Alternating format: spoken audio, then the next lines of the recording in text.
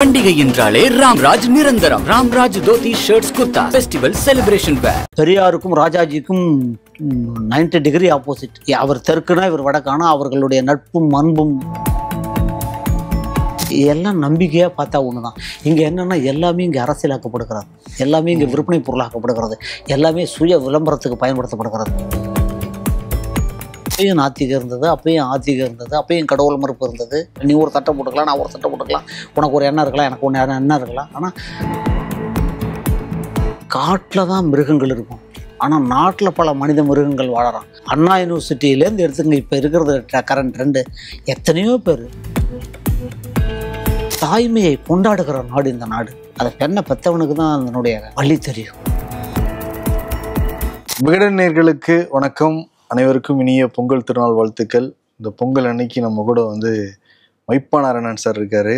அரசியல் ஆன்மீகம் ரெண்டையும் கலந்து கட்டி அடிக்கிறவர். உங்களுக்கு ஆக்சுவலி இது ரெட்டிப்பு மகிழ்ச்சியான பொங்கல்ல சார். பொங்கல் நீங்கள் நடித்த வணங்கம் படமும் ரிலீஸ் ஆகிருக்கு.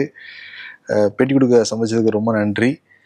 நம்ம பொங்கல் ஆரம்பிச்சு ஜல்லிக்கட்டு, வரலாறு, ஆன்மீகம் எல்லாம் பேசலாமா சார்? கண்டிப்பாக பேசலாம். எல்லாம் பேசுறதுக்கு தானே வந்திருக்கேன். பொங்கலுடைய வரலாறு என்னன்னு சொல்லுங்க. தமிழர்கள் எப்போ பொங்கல் பண்டிகை கொண்டாட ஆரம்பிச்சாங்க? எந்த நூற்றாண்டுல? எப்படி இந்த விழா தோன்றுச்சு? இது தமிழர் திருநாள். எவ்வளோ பண்டிகை இருக்கு, பட் பொங்கலுக்கு என்ன அப்படி பெருமை அப்படின்னா, காந்திஜி சொன்ன மாதிரி கிராமங்களும் விவசாயிகளும் தான் நமக்கு முதுகெலும்பு, இந்தியாவின் முதுகெலும்புன்னார் அவர். ஆடிப்பட்டம் தேடி விதை, ஆடி மாதத்தில் விதை விதைக்கிறாங்க. அதுக்கப்புறம் அது நாற்று இதாகி பயிராகி களை எடுத்து அதை கொஞ்சம் கொஞ்சமாக வளர்த்து தை மாதத்துக்கு முன்னாடி அறுவடை கல்டிவேஷன் தை மாதம். இந்த விவசாயிகள் அவர்களுடைய இந்த ஜீவாதாரமான இந்த தொழில் இது. நீங்கள் கேட்டாங்கன்னா சங்க இலக்கியங்களில், குறுந்தொகையில், நற்றிணையில், 1810 கலித்தொகையிலெல்லாம் தமிழர் திருநாள், தை நீராடல், தைத்திங்கள் கொண்டாடப்பட்டிருக்கு, சந்தோஷப்பட்டிருக்காங்க தமிழர்கள். அதாவது இதில் இன்னொரு குறிப்பு என்னென்னா, ஏதோ இது இந்தியாவில் தமிழ்நாட்டில் தஞ்சை டெல்டா விவசாய பூமி அங்கே மட்டும் இல்லை. மொரிஷியஸ், தென்னாப்பிரிக்கா, ஐரோப்பிய நாடுகள், மலேசியா, சிங்கப்பூர், இந்த மாதிரி எல்லா இடத்துலையும், ஸ்ரீலங்கா, எல்லா இடத்துலையும் உலகத்தில் எங்கெங்கே தமிழர்கள் இருக்காங்க. தமிழர்கள் நாடு கடந்து கடல் கடந்து பிழைப்புக்காக போயிருக்காங்க. எல்லாரும் வர முடியாது. எல்லாரும் அலங்காநல்லூர் ஜல்லிக்கட்டு பார்க்க முடியாது. எல்லாரும் தஞ்சாவூர் வர முடியாது. எல்லாரும் டிராக்டரில் கரும்பை கட்டிட்டு போக முடியாது. டூரிங் டிராக்டர்ஸில் இப்போ இல்லை, எல்லாம் மாலாகி போச்சு. அந்த காலத்தில் எல்லாம் பண்ணுவாங்கன்னா, அவன் எல்லாரும் விவசாயி. அவனுக்கு இந்த 4 நாள் தான் சந்தோஷம். கறி நாள், உழவர் திருநாள். இங்கே நம்ம ஊர்னா மெரினா பீச்சுக்கு போவான் எல்லோரும், ஒரே கூட்டம். அங்கே என்ன பண்ணுவான், அந்த வயல், அவன் ஹாஸ்பிட்டலுக்கு போய் பார்த்ததே கிடையாது, காவல் நிலையத்துக்கு போனதே கிடையாது, நிலத்துக்கு போவான். அவனுக்கு அதுதான். அதனால தான் என்னென்னா, உழவுக்கும் தொழிலுக்கும் வந்தனம் செய்வோம். என்னென்னா, அப்போ இயற்கையோடு ஒத்திருந்தான். பஞ்சபூதங்களை மனிதன் சூறையாடலை, மகிழ்ச்சியாக இருந்தது. நீங்கள் கேட்டதுனால ஆதி காலத்துலேருந்து இது பண்ணியிருக்கான். சோழ பேரரசு செம்பியன் மாதேவி இந்த பொங்கல் விழாவை ஒட்டி நிறைய சிவாலயங்கள் அபிஷேகம் பண்ணியிருக்காங்க. வைணவ திருக்கோயில்களில் மகர சங்கராந்தின்னு பேர். சூரியன் மகர ராசிக்குள்ளே பிரவேசிக்கிறான் தை முதல் நாள். எல்லா வருஷத்துக்கு 12 மாதம் இருக்குது, 12 மாதம் பிறக்குது. ஆனால் தை மாத பிறப்பும் சித்திரை மாத பிறப்பும் தான் நம்ம கொண்டாடுறோம். சித்திரை திருநாள் தமிழர்கள் அன்னைக்கு வருடம், புது வருடன்ற மாதிரி அது கொண்டாடுறாங்க. தை உழவர்களுக்கானது, விவசாயிகளுக்கானது, தமிழ் மக்கள் வாழ்க்கையோடு இயற்கையோடு அவங்களோட ஒன்றிணைந்தது. சங்க இலக்கியங்களாக இருந்தாலும் சரி, சோழ பேரரசாக இருந்தாலும் சரி, தொன்று தொட்டு காலம் காலமாக இது மரபு சார்ந்து, வழி சார்ந்து, நம்பிக்கை சார்ந்து வழி வழியாக வருது. அன்றைக்கி தான் எல்லோரும் ஒன்றா போவான். கண்ணுப்பிடி வைக்கிறதுன்னு பேர். புகுந்த வீட்டுக்கு வந்துட்டாங்க பிறந்த வீட்டிலேருந்து. ஆனால் தன்னுடைய அப்பா அம்மா வீட்டுக்கு போயிட்டு தன்னுடைய கூட பிறந்த தம்பி, அண்ணன், அம்மா வந்துட்டாங்க, கல்யாணம் பண்ணிட்டு வந்துட்டாங்கன்னா புகுந்த வீடு தான். ஆனால் அந்த பிறந்த வீட்டுக்கு போயிட்டு அவங்கெல்லாம் நல்லா இருக்கணும்னு சொல்லிட்டு அவங்களுக்கு பார்த்துட்டு அவங்களுக்கு எல்லாத்தையும் பரிசெல்லாம் கொடுத்துட்டு எல்லாத்தையும் சந்தோஷமாக இருந்துட்டு ஆண்டாள் சொல்கிறா, இதை தான் சொல்கிறா, கூடியிருந்து குளிர்ந்தேலோ ரொம்ப வாயின்றான்.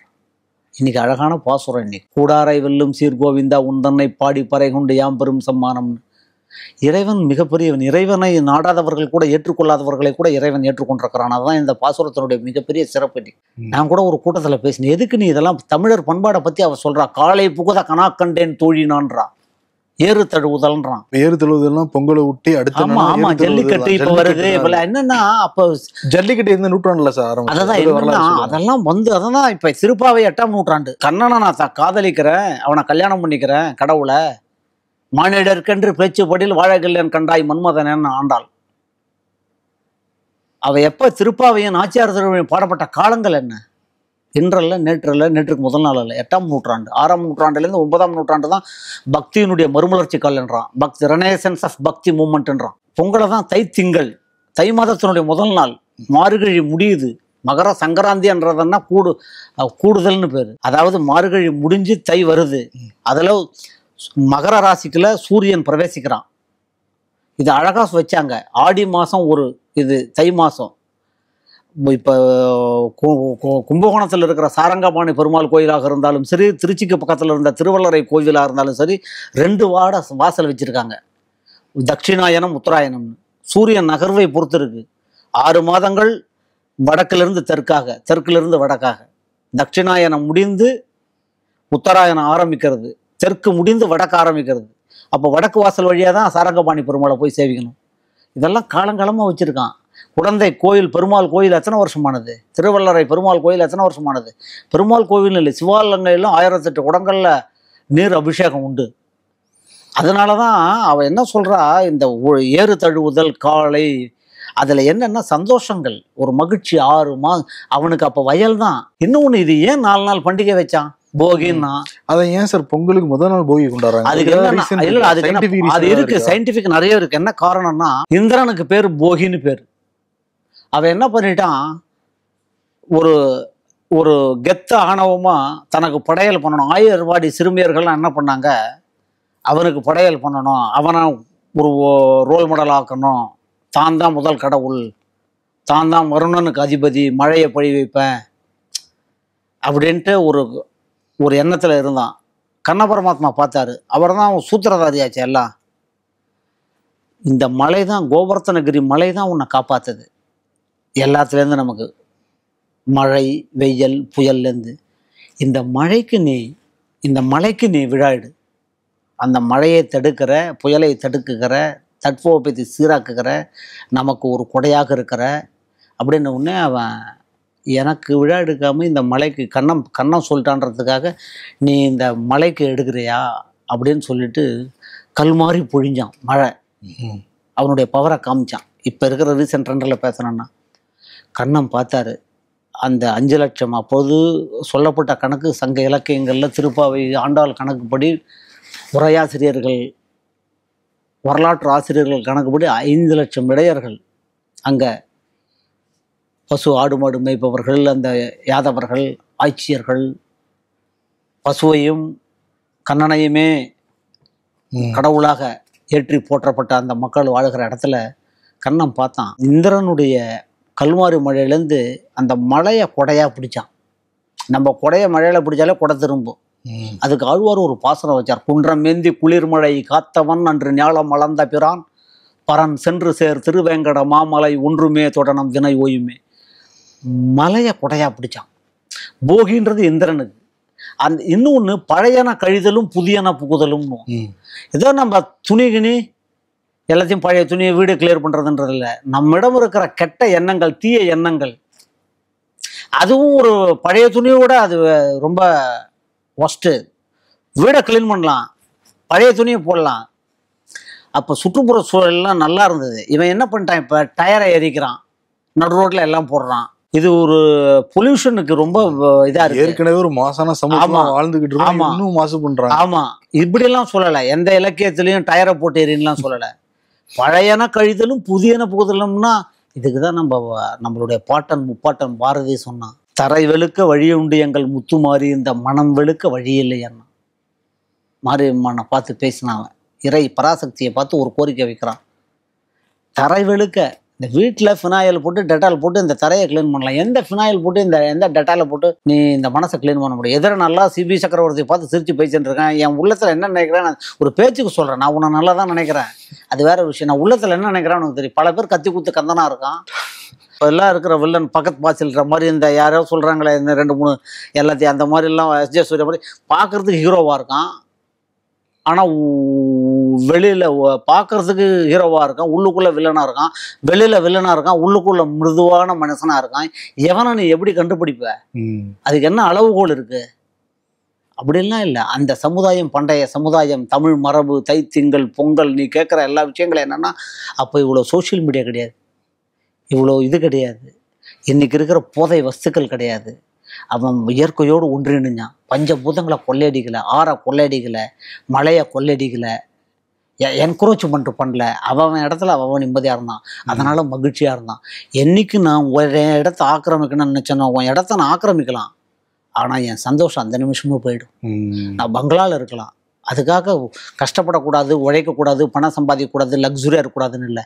எல்லாம் எனக்கே அப்படின்னு ஒருத்தன் நினச்சான்னா அது எப்படி? தர்மோ ரட்சித காரணம். தர்மத்தை நீ காப்பாற்றினால் உன்னை தர்மம் காப்பாற்றும். அந்த தர்மத்தை நீ தர்மத்துக்கு எதிராக நீ செஞ்சனா அந்த அதர்மம் உன்னை கொண்டுடும். தர்மத்துக்கு எதிராக ஒரு ஸ்டெப்பு நீ எடுத்து வச்சா உனக்கு எதிராக தர்மம் 1000 ஸ்டெப். இதுதான் இன்னைக்கு பார்த்துட்டு இருக்கணும். அவன் கோடீஸ்வரனாக இருக்கலாம், பெரிய பவர் சென்டராக இருக்கலாம், நிம்மதியாக இருக்கானா சந்தோஷமாக இருக்கானான்றது கேள்விக்குறி. இதுக்கு கடந்த கால சமீப கால உதாரணங்கள் அரசில் சொல்லனா கூட ராஜபக்சேலேருந்து நம்ம எவ்வளோ பேரை சொல்லலாம். அவங்கெல்லாம் எல்லாரும் இருந்திருக்காங்க. கடைசியில் அவர் இன்னைக்கு நாட்டை விட்டு போகிறான். உலகத்தில் பல நாடுகளில் பார்க்குறோம், எல்லா நாடுகள்லையும் பார்க்குறோம். இஸ்லாமிய நாடுகளையும், கிறிஸ்தவ நாடுகளையும், இந்து நாடுகளையும், ஸ்ரீலங்கா, இதுக்கு மதம் மொழி என்னெல்லாம் இல்லை. திருடன் கொள்ளையடிக்கிறவன், நல்லவன் கெட்டவன். நீங்கள் பார்க்குறங்கல்ல, அதிபர் தப்பி ஓடினார், வங்கதேச அதிபர் இங்கே புகுந்தார், அந்த அதிபர் அங்கே போனார், இவருக்கு நாடு அடைக்கலம் கேட்டார். பாகிஸ்தான்ல எத்தனை பிரதமர்கள் வெளியூர்ல இருக்கான். ஸ்ரீலங்கா அவனுடைய ராஜபக்சே எங்க இருக்கார், வங்கதேசத்தினுடைய பிரதமர் எங்க இருக்கார். இதுக்கெல்லாம் என்ன காரணம்? மக்கள் பேராசை பெரும் நஷ்டம். மக்களுக்கு கஷ்டமா இருக்கும். இப்ப நம்ம எல்லாத்தையும் நம்ம லெஃப்ட்ல டீல் பண்றோம், நம்ம எல்லாத்தையும் ஜாலியா இருக்கும், நம்ம அறிவுபூர்வமா இருக்கும், நம்ம ஒருத்தன் தான் பிரில்லியன்ட். இங்க எல்லாரும் என்ன நினைக்கிறான் சிபி, ஒரு சின்ன ஒரு யதார்த்தம்னா எல்லாரும் இன்னும் ஒரு 50,000 வருஷம் ஆழ போறோம்னு நினைக்கிறான். எவனுக்கும் அடுத்த செகண்ட் என்ன நடக்கும்ன்றது எவனுக்கும் தெரியாது. அதை பட்டினி தடிகள் தான் அழகா சொன்னார் அவரு. அந்த காலத்து பில்கேட்ஸ் காவிரி பூமண்டலத்துல கப்பல் ஊட்டமாங்க, திருவன்காடர்னு பேரு. நம்ம ஏதோ பட்டை அடிச்சுட்டு ஒரு துண்டை கட்டின்னு கரும்பை வச்சுட்டு திருவிடை மருதூர் கோயில் வாசல உட்காந்துருக்கான் அப்படின்னு என்ன சொல்லியிருக்காரு. அவர் என்ன சொல்றாரு, காதருந்த ஊசியும் வாராது கடை வழி காணா. ஒரு காதை நீ எல்லாம் சொத்து வச்சிருக்க, இதெல்லாம் இருக்கு, எல்லாம் போச்சு எடுத்துன்னு போகிறோம். ஒன்னால எதாவது எடுத்துன்னு போக முடியுமா? எதாவது எடுத்துன்னு வந்தியா? இருக்கிற காலத்துல இரு. கடைசியா சொன்னாரு, என் செயலால் யாவது ஒன்றுமில்லை, இனி உன் செயலே என்று உணரப்பெற்றனர். என்னால எதுவுமே இல்லை, நான் தான் செய்கிறேன்னு இவ்வளோ நாள் செஞ்சேன். ஆனால் அப்படிலாம் ஒன்றும் இல்லை. எனக்கு மேலே ஒரு தத்துவம் இருக்கு, பிரபஞ்சத்தின் சக்தி இருக்கு, நீ இயக்குற நான் இயங்குறேன். அதனால எல்லாம் இனி என் செயலால் ஆவது ஒன்றுமில்லை. கடைசியில் கொடுத்தார் கன்ஃபெஷன் ஸ்டேட்மெண்ட். ஒரு நீதிமன்ற நீதிபதியிட்ட ஒப்புதல் வாக்குமூலம் ஒருத்தன் கொடுப்பான் பார்த்தியா, சரணாகதி அடைஞ்சவன். இனி என் செயலால் ஆவது ஒன்றுமில்லை, எல்லாம் உன் செயலே என்று உணரப்பட்டன்னு கை தூக்கிட்டார். இப்போ இந்த இடத்துல இன்னொரு கேள்வி வருது சார். பொதுவாக மக்கள் என்ன சொல்லுவாங்கன்னா, எல்லாம் ஏற்கனவே எழுதப்பட்ட விதி, கடவுள் என்ன நினைச்சாரோ எழுதிக்கிறோ அதான் நடக்கும் அப்படிலாம் சொல்லுவாங்க. அதனால நம்பிக்கை இருக்கா? உண்மையான அப்படிதான் இல்ல. அதாவது அப்படி கிடையாது. இப்ப நம்பிக்கை இல்லாததும் தனி மனிதர்களுடைய விருப்பம். இப்ப எனக்கு நம்பிக்கை இருக்கு, நான் ஒரு கோயிலுக்கு போறேன், இன்னொருத்தருக்கு நம்பிக்கை இல்லை, அவன் போவானா. ஆனா நம்மை மீறி ஒரு சக்தி இயங்குகிறது என்பது உண்மை, அதுல மாற்றுக்கிறதே கிடையாது. அதை எவ்வளோ பேர் சொல்லிட்டார்.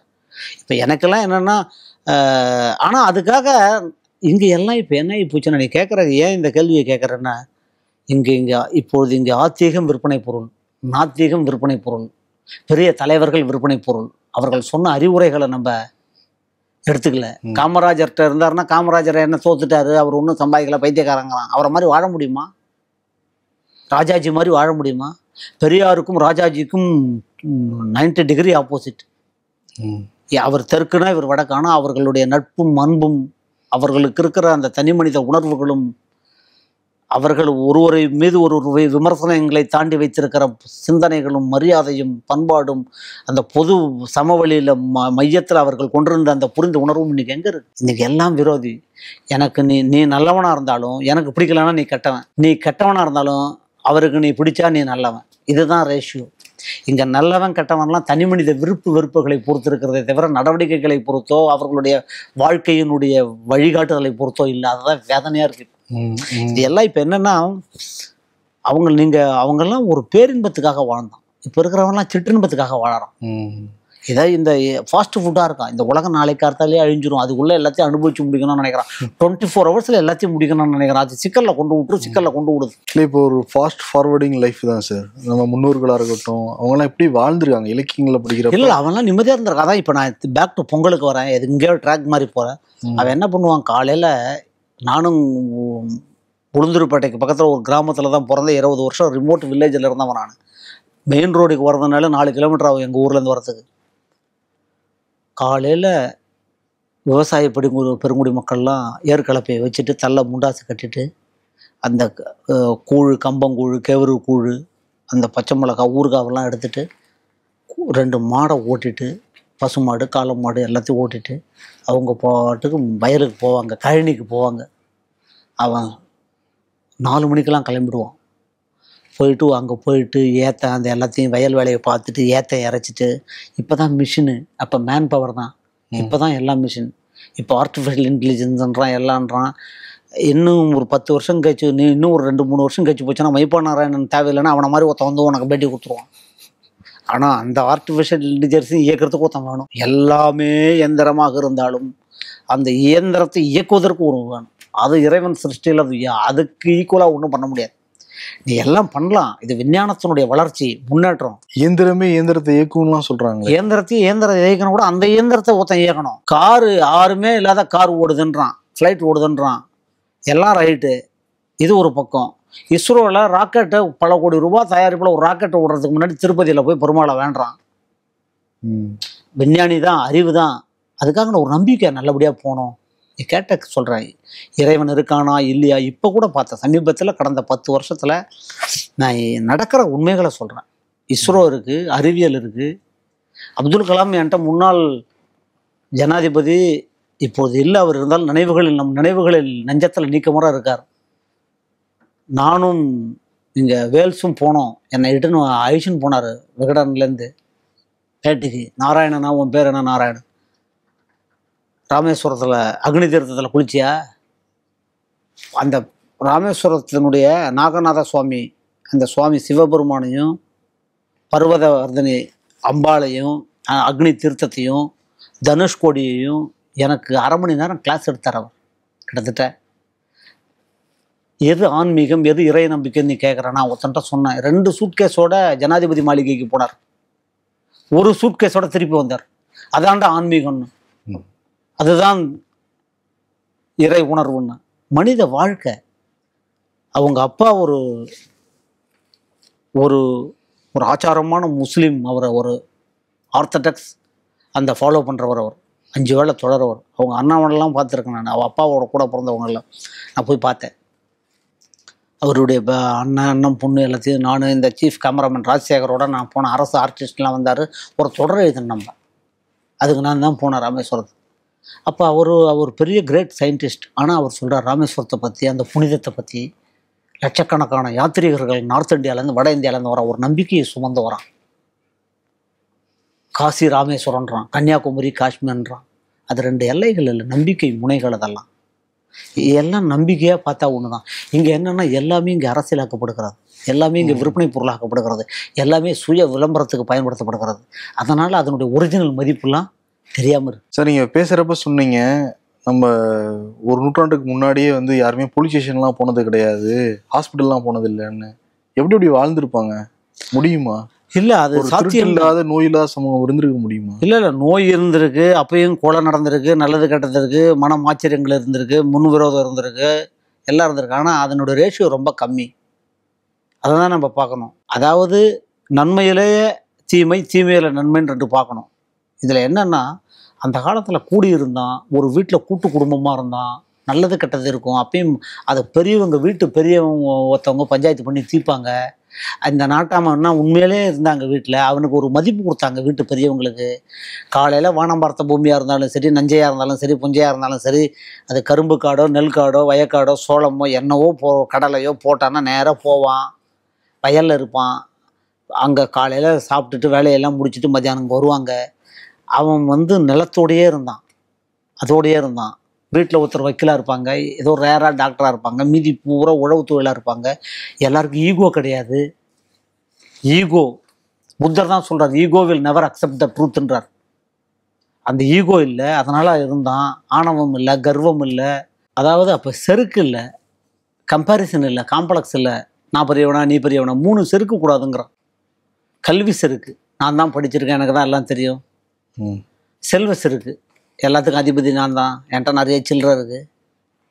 அப்புறம் கர்வம், நான் தான் உயர்ந்தவன், இந்த ஈகோ சுப்பீரியாரிட்டி காம்ப்ளெக்ஸ். இந்த 3 இருந்தால் மனிதன் அழிச்சிருங்கிறான். அப்போ அதெல்லாம் கிடையாது. கூட்டு குடும்பம் இருந்தான். அப்பயும் டிஃப்ரென்ஸ் ஆஃப் ஒப்பீனியன் இருக்கும். அண்ணன் இருப்பார், அண்ணன் பொண்டாட்டி தம்பி பொண்டாட்டி எல்லோரும் ஒன்றா இருந்தாங்க. 20 பேர் 10 பேர் வீட்டில் இருந்தான். இப்போ வீட்டில் 2 பேர் இருந்தாலே கூட்டு குடும்பம், கணவன் மனைவி இருந்தாலே கூட்டு குடும்பம். 4 பேர் இருந்தால் 4 பேர் ஒரு ரூமில் செல்லில் இருக்கான். சாப்பிட்றதுக்கு மெசேஜ் போடுறான், ப்ளீஸ் கம், எப்போ சாப்பிட வர அப்படின்னு கேட்குறான். வீட்டில் 3 பேர் இருக்கான், 3 பேர் 3 ரூமில் இருக்கான், சிறைப்பட்டிருக்கான். மெசேஜில் தான் உயிர் வாழறான். பேங்க்லேருந்து மெசேஜ் வரும், அது வந்தால் ரைட்டு, அக்கௌண்ட் பேலன்ஸ் மெசேஜ் வரும். வீட்டில் சாப்பிட்றதுக்கு மெசேஜ் போட்டான்னா அந்த குடும்பம் எப்படி இருக்கும்? இது எல்லா இடத்துலையும் இருக்குது. இன்றைக்கி இது விஞ்ஞான வளர்ச்சின்னு நம்ம பெருமைப்பட முடியுமா? அப்போ அதெல்லாம் இல்லை, சந்தோஷமாக இருந்தான். அப்போ தான் அவனுக்கு என்னென்னா இந்த நிலம் நீர் பஞ்சபூதங்களோட அழகாக வாழ்ந்தான், மகிழ்ச்சியாக இருந்தான். வக்கீலாக இருப்பார் அண்ணன், ஒருத்தர் டாக்டராக இருப்பார், ஒருத்தர் ஆர்மியில் இருப்பார், ஊர்லேருந்து வருவார், எல்லாம் இருப்பான். அதனால தான் அழகாக சொன்னான், கூடி இருந்து குளிர்ந்தேலோ ரம்பாவாய் வையத்து வாழ்வீர்கள் வாழ உலகினில் பெய்திட்டாயின்னு மழையெல்லாம் சொன்ன ஆண்டாள்லாம் கரைக்காலம் யார் நாயன்மார்கள் ஆழ்வார்கள் எவ்வளோ பெரியவங்களாம் இருந்தாங்க. அப்பயும் நாத்திகம் இருந்தது, அப்பயும் ஆத்திகம் இருந்தது, அப்பயும் கடவுள் மறுப்பு இருந்தது, அப்பயும் எல்லாம் டிஃப்ரென்ஸ் ஆஃப் ஒப்பீனியன் இருந்தது. நீங்கள் சொன்னது தான் நான் சொல்லணும்னு அவசியம் இல்லை. நீ ஒரு சட்டை போட்டுக்கலாம், நான் ஒரு சட்டை போட்டுக்கலாம், உனக்கு ஒரு எண்ணம் இருக்கலாம், எனக்கு ஒன்று எண்ணம் இருக்கலாம். ஆனால் எல்லாத்தையும் தாண்டி அதில் ஒரு ஒற்றுமை இருந்தது, ஒரு மைய புள்ளியில் எல்லோரும் சங்கமித்தார்கள். இப்போ அதெல்லாம் இல்லை. மனம் ஆச்சரியங்கள், வெறுப்பு, அந்த அதான் சொன்ன டஸ்ட்பின் ஆகி போச்சு. மொத்தமாக சொன்னால் அப்போ நோ நான்சென்ஸ். இப்போ அதுக்கு மாறாக இருக்குது. அதனால் அவன் போலீஸ் ஸ்டேஷன் அதிகமாக போனதில்லை, அதிகமாக அவன் ஹாஸ்பிட்டல் போனதில்லை. இப்போ எல்லாம் இருக்குது. ஆனால் இவனால் சந்தோஷமாக இருக்க முடியல. ப்ரெஷர்ன்றான், சுகர்ன்றான், இது விஞ்ஞான கண்டுபிடிப்பு இருக்குது, அப்போ அதெல்லாம் தெரியல. எல்லோரும் என்ன இவ்வளோ சோஷியல் மீடியா வந்து இத்தனை சேனல் வந்து எல்லாம் வந்து இப்போ கூகுள் மேப் இருக்குது, வழிகாட்டுறான், சொல்கிறான், எல்லாத்தையும் தெரிஞ்சுக்கிறான். எல்லாம் நமக்கு விஞ்ஞானம் கை கொடுக்குறது. நம்ம பழமே நான் பேசலை, அதுக்காக நம்ம வந்து திருப்பி 8ஆம் நூற்றாண்டுக்கு போக முடியாது, திருப்பி வந்து ஓலைச்சுவடியில் எழுத முடியாது, அந்த மர தழையெல்லாம் கட்டின்னு வாழ முடியாது. ஆனால் இன்றைக்கி அப்படி இல்லை. இன்றைக்கி நாட்டில் அப்போ எந்த விஞ்ஞானமும் இல்லை.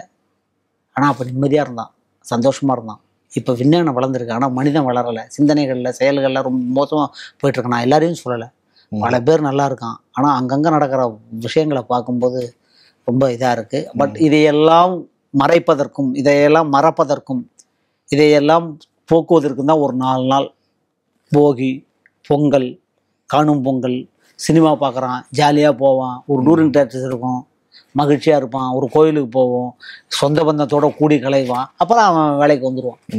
இப்போ அதனால தான் கிராமத்துக்கு எல்லாரும் போகிறான், திருப்பி படையெடுக்கிறான். இந்த சினிமா பற்றி பேசுகிற வணங்கான் படத்தில் ஒரு முக்கியமான கேரக்டரில் வந்து நடிச்சிருக்கீங்க. நிறைய பேர் நல்லா நடிச்சிருக்காங்கன்னு சொல்லிட்டு பாராட்டும் தெரிவிக்கிறாங்க. பாலா சார் டைரக்ஷனாக நடித்த அந்த அனுபவம் எப்படி இருந்தது? நாச்சியார் படத்துலையும் கூட நடிச்சிருக்கீங்க. பாலா சார் எப்படி கூப்பிட்டாரு உங்களைய? பாலா சார் வந்து மகா கலைஞன். ஆனந்த விகடனில் ஆசிரியர் ரா கண்ணன் அவர் மூலியமாக தான் அவருடைய தொடர்பு கிடைச்சது. விகடனில் இருக்கும்போதே கண்ணன் சார் அவரோட தொடர்பு படுத்தி வச்சார். அப்புறம் அப்படி என்னுடைய பேச்சுக்கள் நடவடிக்கைகள்லாம் அவருக்கு கொஞ்சம் பிடிக்கும். அப்புறம் நாச்சியாரில் நடிக்க கூப்பிட்டாரு. அந்த சீன்லாம் கூட நல்லா கிளாப்ஸாக இருந்தது. வக்கீல் அது ஒரு நகைச்சுவையாகவும் அதே சமயத்தில் ஒரு இதாக பண்ணார். அவர் ஒவ்வொருத்தருக்கும் ஒரு ஸ்டைல் இருக்குது. அந்த டைலாக் ஞாபகம் இருக்கா? நாச்சியாரில் பேசுகிற இங்கிலீஷில் சொல்லுவீங்களே? ஆமாம். இல்லை it is my judgment, please give the same judgment அப்படின்னு ஜட்ஜை பார்த்து சொல்லுவோம். அது எதை வேணா நீ பேசணும், அப்படிலாம் பேசவே முடியாது. ஜட்ஜிட்ட போய் என் ஜட்ஜ்மெண்ட் இதெல்லாம் பேச முடியாது. ஒரு காமெடிக்கு வச்சார். வடகலையா தங்கலையானார், தோப்புனர் தங்கலை, தாயார் வடகலை அப்படின்னு சொல்லுவோம். அது கிளாப்ஸு சீனு.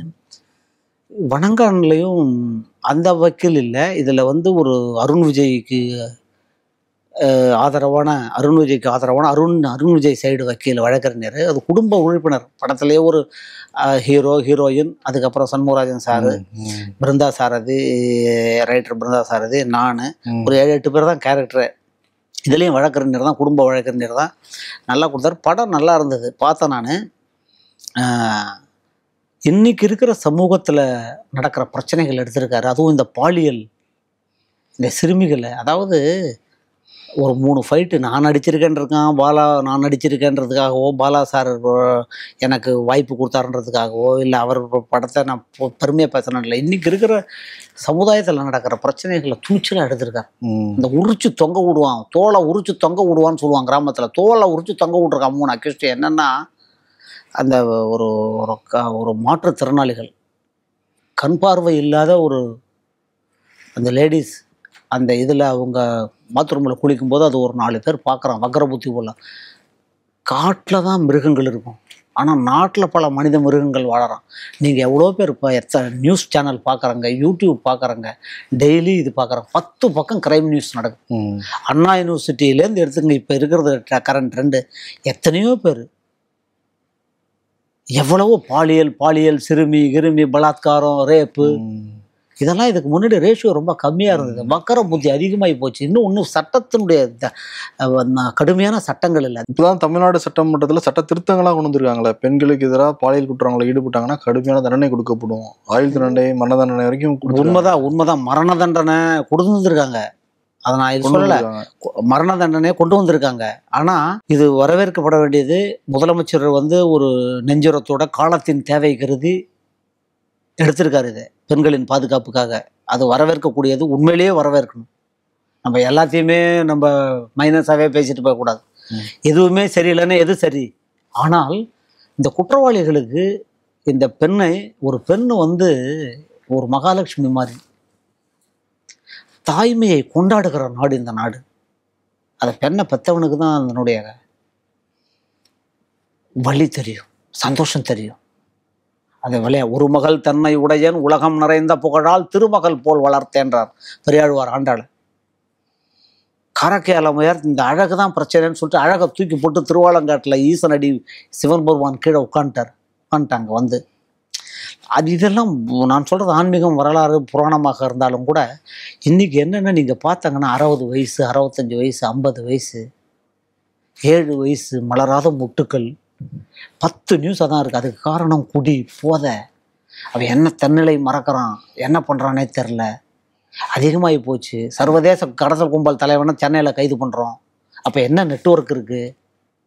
முதலமைச்சர் இரும்பு கரம் கொண்டு அடக்க நினைக்கிறார், காவல்துறையும் இருக்குது. இன்னும் இது அதிகப்படுத்தணும். இப்போ நீங்கள் பேப்பரில் பார்க்குறாங்கல்ல, சர்வதேச போதை தலைவனை எங்கே கைது பண்ணாங்க? அவன் எப்படி வரான்? சரி, ஏர்போர்ட் வழியாக வரலன்னா கடல் மார்க்கமாக வரான். டைட் பண்ணு, கடல் கோஸ்டல் ஏரியாவை டைட் பண்ணு, ஏர்போர்ட்டை டைட் பண்ணு, இன்னும் அதிகப்படுத்து. இல்லை, இன்னொரு பக்கம் கவர்மெண்ட் இல்லை சார் வைக்கிறாங்க சரக்கு. கவர்மெண்ட் பண்டிகைனா டாஸ்மாக் இல்லை, கவர்மெண்ட் சரக்கு விற்கிறாங்க. Deepavali, new year. இல்லை, உண்மையில கவர்மெண்ட் சரக்கு வைக்கிறாங்க, இல்லைன்னு நான் சொல்ல வரல. கேட்டால் தேசிய கொள்கையை கொண்டு வாண்டுறாங்க. விடுதலை சிறுத்தைகள் கூட மதுவுக்கு எதிராக மாநாடு நடத்துகிறாங்க. இது தமிழ்நாட்டில் மட்டும் இல்லை, தேசிய கொண்டு வரணும்னு. ஆனால் ஒன்று இப்போ அதிகமாகி போச்சு. குடியால் அப்பாவை வெட்டுறான், அம்மாவை வெட்டுறான், அண்ணனை வெட்டுறான், தம்பியை வெட்டுறான், பொண்டாட்டியை வெட்டுறான், ரோட்டில் அடிக்கிறான், படுத்து கிடக்கிறான். கேவலமாக இருக்குது. இதில் அதை தான் சொல்கிறான். மக்கள் நடுநிலையாளர்கள் என்ன சொல்கிறாங்கன்னா, 40,000 கோடி வருஷத்துக்கு இதில் டர்ன் ஓவர். இதில் நீ இலவசம் கொடுக்குற, அரிசி கொடுக்குற, 1000 ரூபா கொடுக்குற, எல்லாம் கொடுக்குற, எல்லாம் ரைட்டு. இந்த குடும்பம் வாழ்வதற்காக எல்லாம் கொடுக்குறான். ஆனால் அவன் குடிச்சிட்டு குடும்பத்தையே கெடுக்கிறான். முரணாக இருக்குன்றான். இது ஒரு முரண், ஐரணி. ஆனால் இது தமிழ்நாட்டில் மட்டும் இல்லை, எல்லா ஊர்லேயும் இந்தியாவில் பூரா நடக்குது. நான் ஏதோ தமிழ்நாட்டில் எல்லாம்னு இல்லை, பட் இதை கொண்டு வரணும். இதுக்கு மாற்று சிந்தனையை ஒருத்தன் கண்டுபிடிக்கணும். இதை நோக்கி போகணும். 40,000 கோடி. இப்போ என்ன பெருசானா, போன தீபாவளிக்கு இவ்வளோ விற்றுது 4 நாளில். இப்போ இந்த பொங்கலுக்கு, போன பொங்கலுக்கு அவ்வளோ சேல்ஸு, இந்த பொங்கலுக்கு இவ்வளோ சேல்ஸு டார்கெட் வைக்கிறான். ஆமாம் சார், அது பெரிய டாபிக் சார். இந்த பாலா சாருக்கு வருவோம் சார். அது எந்த பாலா சார் ஆக்டிங் பண்ணுறப்ப அந்த நிறைய வீடியோஸ்லாம் பார்த்துருப்போம். வந்து குச்சி வச்சு மிரட்டுவார் அடிப்பாரு அப்படின்ட்டு அதெல்லாம் ஒண்ணும் இல்ல. பாலா அப்படி இல்ல எப்படி எப்படி பாலா சார் மிரட்டுவாரு அடிப்பாருன்றதெல்லாம் அதெல்லாம் ஒண்ணும் இல்லை. அவருக்கெல்லாம் கோபம் தணிஞ்சு ரொம்ப நாள் ஆயிடுச்சு. அதெல்லாம் ஒண்ணும் இல்லை. என் ஒருவேளை அந்த அனுபவம் எப்படி இருந்துச்சு? இல்லை அதெல்லாம் ஒண்ணும் இல்லை. எம்மனா இந்த திருவாசகம் திவ்ய பிரபந்தம் தேவாரம் அரசியல் பேசுறதுனால ரசிப்பாரு. அதெல்லாம் சேர் போட்டு உட்காந்து மரியாதை கொடுத்து பேசுவார். அதெல்லாம் நம்ம உண்மைன்னு தான் சொல்லணும். ரோஜாவை ரோஜா என்பேன், இரும்பை தகரத்தை தகரம் என்பேன்னுவாங்க. அது மாதிரி அது வரல. அவர் வந்து என்னன்னா அந்த பர்ஃபெக்ஷன் எதிர்பார்ப்பார். அவரே நடிச்சு காட்டுவார். அவர் நடிச்சு காமிப்பார். இப்படி சொல்லணும், இப்படி பண்ணணும். ஒன்று சொன்னார் ஒரு நாள் கூட்டு கேரவனில் உட்காந்துருக்கும் போது, மைப்பா நீங்கள் கொஞ்சம் அழணும் அப்படின்னாரு கிளைமாக்ஸில். நான் எங்கே சார் அழறது, நான் ஜாலியாக இருந்தேன், பேர் வழி ஜாலியாக சிரிச்சுக்கிறது ஜாலியாக இருப்பேன், நான் எங்கே சார் அழறது, நல்லா கொஞ்சம் ட்ரை பண்ணுங்க அப்படின்னாரு. இதெல்லாம் சொல்லுவார், கேட்பார். ஏதாவது இந்த இந்த இந்த சமீபத்தில் நீங்கள் படித்த தேவாரம் திருமந்திரம் என்ன படித்தாங்க, தேவாரம் என்ன படித்தாங்க, திருவாசகம் என்ன படித்தாங்க கேட்பார். அவர் ஒரு என்னை மாதிரி பெரிய ஆத்திகர்லாம் கிடையாது. அவர் மாறுபட்ட சிந்தனை கொண்டவர். ஆனால் மனித உணர்வுகளை மதிப்பு கூடியவர். இந்த வணங்கான் படத்தில் இன்றைக்கி அவர் இந்த படத்தை என்னென்னா, இந்த பெண்கள் இளம் பெண்களை சூறையாடுகிற அந்த கயவர்களை உரிச்சு தொங்க விட்டுருக்கார். காவல்துறை தான் நடவடிக்கை எடுக்கணும், அரசாங்கம் தான் நடவடிக்கை எடுக்கணுன்றது உண்மை. தனி மனிதன் தான் அதை எடுக்க முடியாது. ஆனால் காவல்துறையும் அரசாங்கமும் சட்டத்தை கடுமையாக்காத போது, உரிய தண்டனையை உரிய காலத்தில் கொடுக்காத போது பாதிக்கப்பட்டவன் என்ன பண்ணுவான்? புரட்சிகள் எப்படி வந்திருக்கு? பிரெஞ்சு புரட்சியோ ரஷ்ய புரட்சியோ வேற எந்த புரட்சியோ ஏன் அவன் நக்சலைட்டாக மாறுறான், ஏன் மாவோயிஸ்டாக மாறுறான்? நான் எதுக்கு நியாயம், அதெல்லாம் நியாயப்படுத்தவே நான் வரல. ஆனால் அவனை உருவாக்குவது இதே சமூகம் தானே. நம்ம ரெண்டத்தையும் பேசணும். ஆமா, நீதி மறுக்கப்படுறதுனால தொடர்ந்து ஆமா, அதாவது நோபடி சேப்படுறதுனால ஒரே ஒரு விஷயம் சிவி, நோபடி செபவுதலா. இங்க யாரும் சட்டத்துக்கு அப்பாற்பட்டவனே கிடையாது, விமர்சனத்துக்கு அப்பாற்பட்டவனே எவனும் கிடையாது. இறைவனே விமர்சனத்துக்கு தான் உள்ளாராம். எல்லாம் விமர்சனம் வரும், எல்லாம் சட்டத்துக்கு உட்பட்டது தான். ஆனால் ஒரு தவறு தொடர்ந்து நடந்துகிட்டே இருக்கு, பண்ணுறான். அதை வணங்கான்ல. அதெல்லாம் அந்த 3வது அக்யூஸ்டெல்லாம் அடித்து அங்கே தொங்க விடுறதெல்லாம், உரிச்சு தோலை தொங்க விடுறதெல்லாம் அந்த பெண்களை பெற்றவர்கள், பெண்கள் நடந்த அதுக்கு சில பெண்கள் காரணமாக இருக்காங்க. அதெல்லாம் இல்லை, எங்கேயோ 1-2 வச்சு நம்ம பேசக்கூடாது. இன்றைக்கி ஒரு பெண் சுதந்திரமாக நடக்கணும், ஒரு பெண் சந்தோஷமாக இருக்கணும். ஒரு பெண் சுதந்திரமாக நடக்கிறத விட ஒரு பெண் சந்தோஷமாக இருக்கிறதோட ஒரு பெண் பாதுகாப்பாக இருக்கும்.